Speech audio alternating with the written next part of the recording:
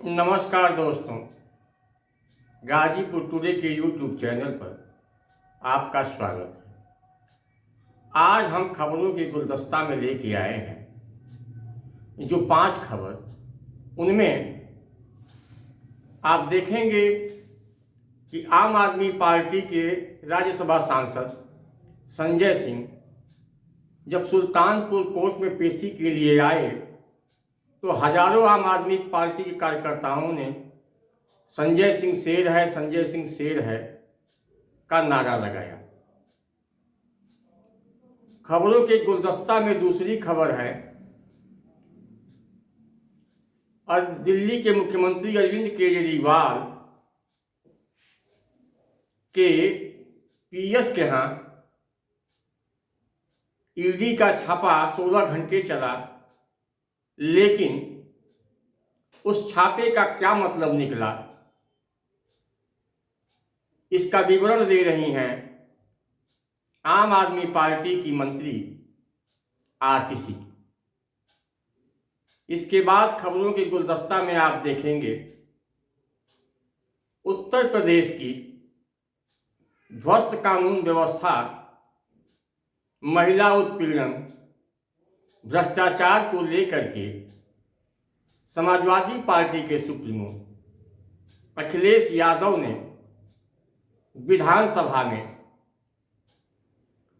क्या कहा है। इसके बाद आप देखेंगे खबरों के गुलदस्ता में कि भारत के प्रधानमंत्री नरेंद्र मोदी जी ने आज राज्यसभा में कांग्रेस के राष्ट्रीय अध्यक्ष मल्लिकार्जुन खड़गे जी को लेकर के क्या कहा है। हाँ, एक निवेदन है, यदि आपने गाजीपुर टुडे के यूट्यूब चैनल को सब्सक्राइब नहीं किया है तो आज ही सब्सक्राइब करें, बेल आइकन को दबाएं। धन्यवाद।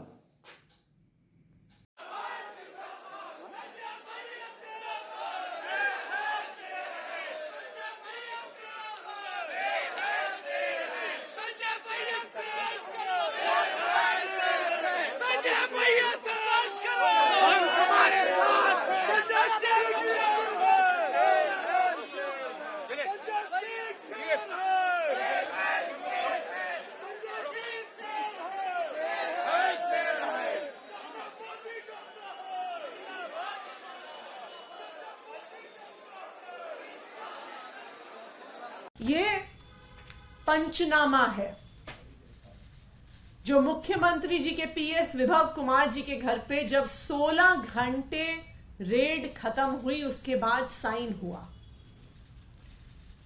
ये पंचनामा ईडी के इतिहास का ऐतिहासिक पंचनामा होगा, क्योंकि इस पंचनामे में यह भी नहीं लिखा कि किस केस का इन्वेस्टिगेशन करने आए। जब भी ईडी आती है, किसी के घर छापे मारती है, उसके बाद कुछ सर्च और सीजर होता है। उस सर्च और सीजर के डॉक्यूमेंट्स पे यह स्पष्ट लिखा जाता है कि क्या केस है, क्या एफआईआर को ईडी में ईसीआईआर बोलते हैं, क्या उस केस का ईसीआईआर नंबर है, क्या उसकी डिटेल्स है। लेकिन कल की छापे में ईडी ये बताने को भी तैयार नहीं है कि वो छापा किस केस में मारने आई थी। मुख्यमंत्री के प्राइवेट सेक्रेटरी के घर में 16 घंटे छापा चला। उस 16 घंटे क्या हुआ? उस 16 घंटे में ईडी के अफसर विभव जी के ड्राइंग रूम में बैठे रहे। पूरी दुनिया में, पूरी मीडिया में तमाशा चलता रहा कि रेड चल रही है, रेड चल रही है, रेड चल रही है, लेकिन ना कोई कागज देखे, ना कोई सर्च एंड सीजर किया, ना कोई पूछताछ करी। और 16 घंटे के बाद यह पंचनामा क्या दिखाता है? क्या ईडी वाले कुछ पैसा लेके गए? क्या ईडी वाले कुछ सोने के बिस्कुट लेके गए? क्या ईडी वाले प्रॉपर्टी के कागजात लेके गए? क्या ईडी वाले शेल कंपनीज के कागजात लेके गए? नहीं, 16 घंटे के छापे के बाद ईडी ने सबसे पहले क्या लिया? सीएम के पीएस के 2 जीमेल के अकाउंट्स का डाउनलोड लिया। यह था ईडी का छापा। उसके बाद उन्होंने क्या लिया? उन्होंने सीएम के पीएस और उनके परिवार के 3 फोन लिए। यह था 16 घंटे का छापा। Zero tolerance law and order पर। फिर महिलाओं के ऊपर सबसे ज्यादा अपराध क्यों? सबसे ज्यादा घटनाएं उनके ऊपर क्यों? देश में सबसे ऊपर उत्तर प्रदेश क्यों? योगी, आप कहते हैं कि महिलाओं बहन बेटियों के साथ उनके राज में छेड़खानी रेप नहीं होता।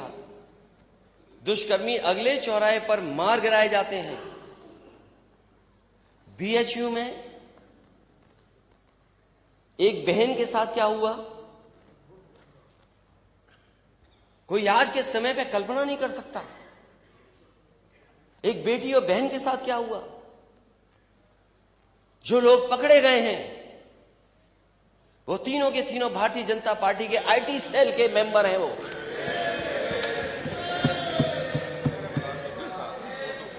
और अध्यक्ष महोदय, कोई आसानी से मुख्यमंत्री जी के साथ फोटो नहीं खिंचवा सकता। तीनों की फोटो हमारे नेता सदन के साथ है। प्रशासन सरकार को पता था, लेकिन क्या किया सरकार ने?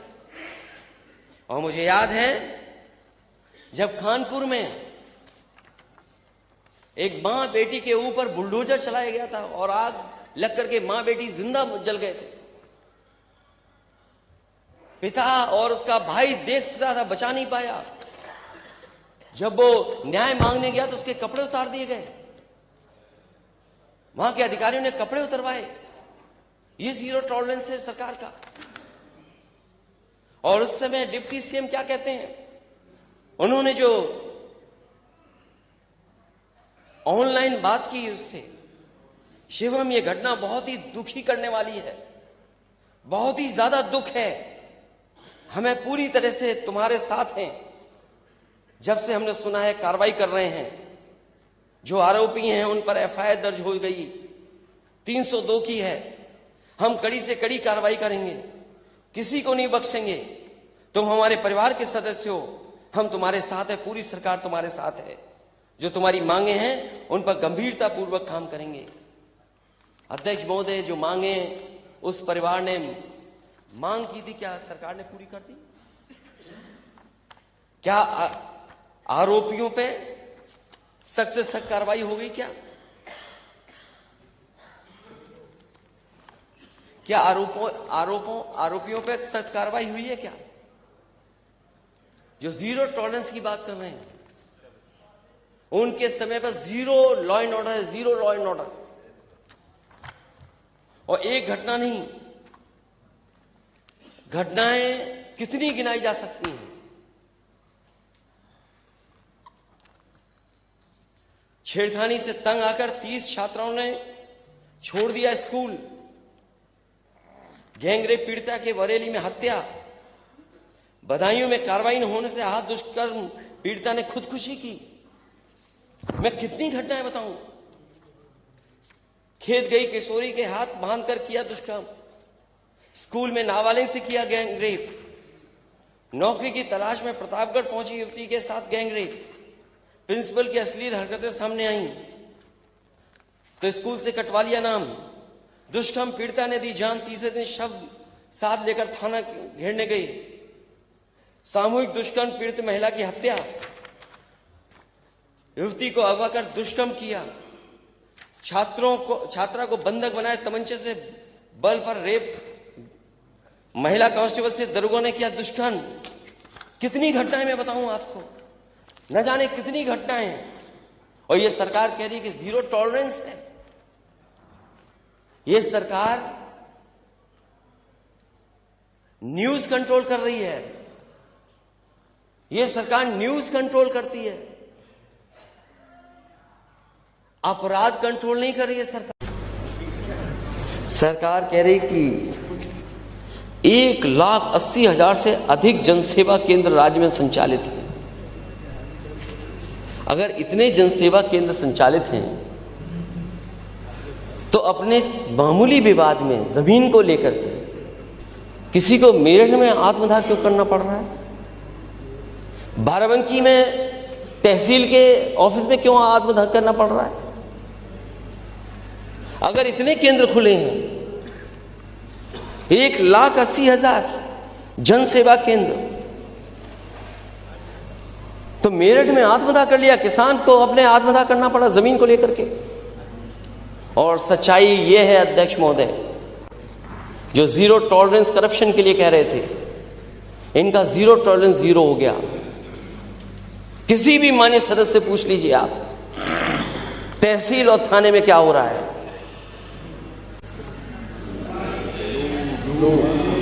इतना करप्शन, इतनी लूट कभी नहीं हुई होगी जितनी हो रही है इस समय।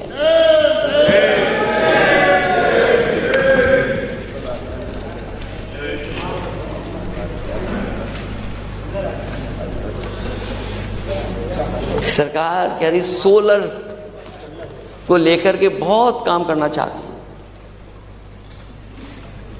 विद्युत उत्पादन में वो बातें मैं रिपीट नहीं करूंगा जो बातें मैं पहले कह चुका हूं कि अभी तक इस सरकार ने कोई भी थर्मल प्लांट नहीं लगाया है। अभी तक कोई बड़ा बिजली का कारखाना इस सरकार ने नहीं लगाया। और जो पुरानी सरकार में लगे भी हुए थे, जो लग रहे थे, उनको भी सरकार ने नहीं पूरा कर पाए। और जो बिजली आ भी रही है, जो आप आंकड़े में दिखाते हैं, ये वही कारखाने हैं जो समाजवादियों की सरकार में लग रहे थे। उन्हीं के कारण आपको ज्यादा बिजली उत्पादन उत्तर प्रदेश में मिल रहा है। सभापति जी, ये 75वां गणतंत्र दिवस, ये अपने आप में एक महत्वपूर्ण माइलस्टोन है। और उस समय संविधान की यात्रा के इस महत्वपूर्ण पड़ाव पर राष्ट्रपति जी का भाषण, उसका एक ऐतिहासिक महत्व भी रहता है। और उन्होंने अपने भाषण में भारत के आत्मविश्वास की बात कही है, भारत के उज्जवल भविष्य के प्रति विश्वास को प्रकट किया है और भारत के कोटि कोटि जनों का जो सामर्थ्य है, उस सामर्थ्य को बहुत ही कम शब्दों में लेकिन बहुत ही शानदार तरीके से देश के सामने सदन के माध्यम से प्रस्तुत किया है। चर्चा के दरमियान अनेक मान्य सदस्यों ने अपने विचार रखे और चर्चा को समृद्ध करने का अपने अपने तरीके से प्रयास भी किया। इस चर्चा को समृद्ध करने के प्रयास करने वाले सभी आदरणीय साथियों का भी मैं हृदय से आभार व्यक्त करता हूं, अभिनंदन करता हूं।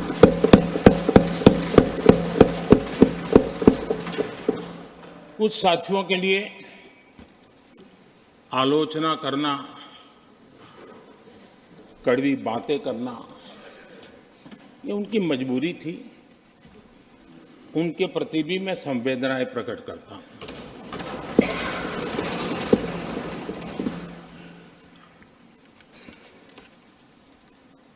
मैं उस दिन तो कह नहीं पाया, लेकिन मैं खड़गे जी का विशेष आभार प्रकट करता हूं।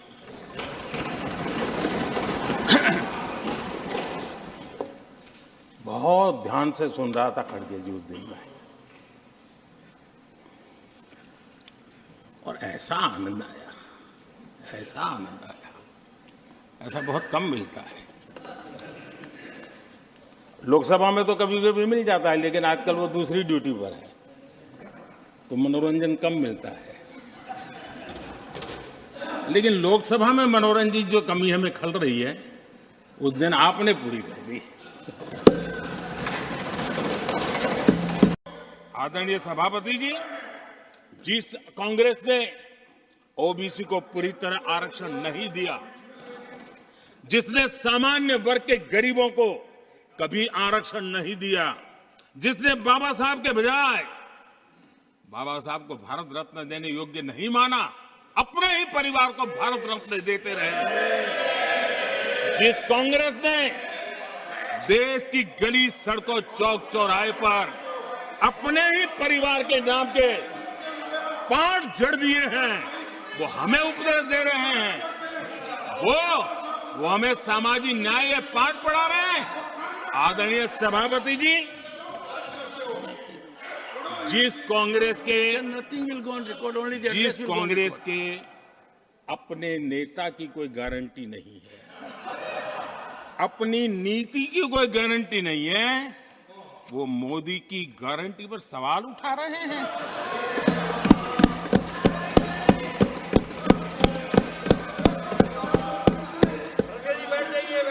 आदरणीय सभापति जी, आदरणीय सभापति जी, यहां एक शिकायत थी। कुछ साल पहले हम लोगों ने इसको सोचा था, दिल्ली स्पोर्ट्स यूनिवर्सिटी को।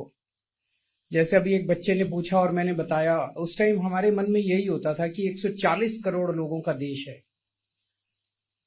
और जब ओलंपिक्स होते हैं, इंटरनेशनल इवेंट्स होते हैं, स्पोर्ट्स इवेंट्स, तो हम मेडल्स के मामले में सबसे नीचे आते हैं।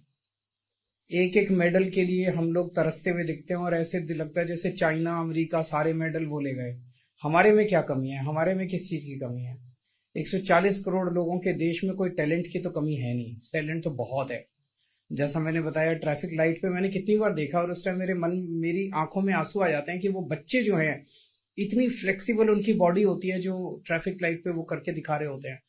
सो टैलेंट गरीबी पैसे का मोहताज नहीं है। टैलेंट किसी के पास भी हो सकता है, पैसे वाले के पास भी हो सकता है, गरीब के पास भी टैलेंट हो सकता है। इनफैक्ट हमारे गांव के अंदर बहुत ज्यादा टैलेंट है, लेकिन आज तक कभी उस टैलेंट को किसी ने सपोर्ट नहीं किया। अगर उस टैलेंट को सपोर्ट कर दिया जाए तो हम दुनिया के किसी भी देश को स्पोर्ट्स के फैसिलिटीज, स्पोर्ट्स के इवेंट्स के अंदर हरा सकते हैं। उसको मद्देनजर रखते हुए हमने केवल और केवल एक ही मकसद से दिल्ली स्पोर्ट्स यूनिवर्सिटी बनाई है, ओलंपिक में मेडल लाने के लिए। तो आप सब लोगों को उसी एक मकसद से काम करना है कि सबको ओलंपिक में मेडल लाने की तैयारी करनी है, ये हमारा मकसद है। हमने दिल्ली स्पोर्ट्स यूनिवर्सिटी बनाई है, लेकिन यूनिवर्सिटी का जो प्रारूप है, हम बहुत बड़ा विजन है हम लोगों का, उसमें 2,500-3 हजार स्टूडेंट्स होंगे, 80 एकड़ के अंदर वो यूनिवर्सिटी मुंडका में बनेगी। उसमें 2-3 साल लग सकते हैं, 3-4 साल लग सकते हैं, लेकिन मुझे बेहद खुशी है कि तब तक दिल्ली स्पोर्ट्स स्कूल यहाँ पे बनाया गया और आज यहाँ पे 10 ओलंपिक स्पोर्ट्स की ट्रेनिंग दी जा रही है। अभी जब मैं घूम रहा था तो मुझे बहुत अच्छा लगा, कोचेज के साथ जब मैंने बात की तो हर कोच के अंदर ये कॉन्फिडेंस था। कोच ने कहा, सर 2028 में जरूर एक ना एक मेडल आपको लाके देंगे, 2032 में हम आपको मेडल्स लाके देंगे।